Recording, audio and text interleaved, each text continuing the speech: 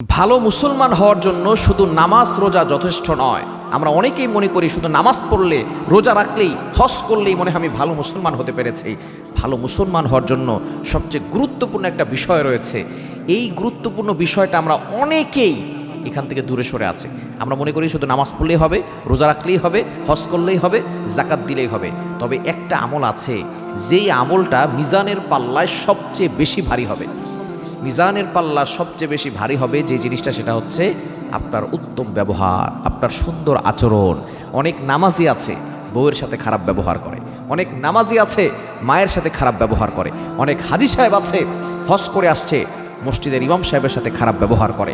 খবরদার, আপনার এই আদর্শটাকে ঠিক করতে হবে, আপনার চরিত্র সুন্দর করতে হবে, আপনার ক্যারেক্টার, এই চরিত্রটাকে আপনাকে আরও বেশি ডেভেলপ করতে হবে। নবীজি সাল্লাল্লাহু আলাইহি সাল্লামের চরিত্রের দিকে একটু ফোকাস করেন। তিনি 40 বছর ধরে তিনি মানুষদেরকে চরিত্রের পরিচয় দিয়েছেন। 23 বছর তিনি নবুয়তের কাজ করেছেন, দাওয়াত দিয়েছেন। বাকি 23 বছরের আগে নবুয়ত আসার আগ পর্যন্ত নবীজি সাল্লাল্লাহু আলাইহি সাল্লাম চরিত্রের পরীক্ষা দিয়েছেন। 40টা বছর ধরে মক্কার কোনো কাফের বলতে পারবে না যে আব্দুল্লাহর ছেলে মুহাম্মদ সে কোনো অন্যায় কাজ করেছে, মিথ্যা কথা বলেছে, কারোর সাথে খারাপ ব্যবহার করেছে, কখনো কেউ বলতে পারবে না।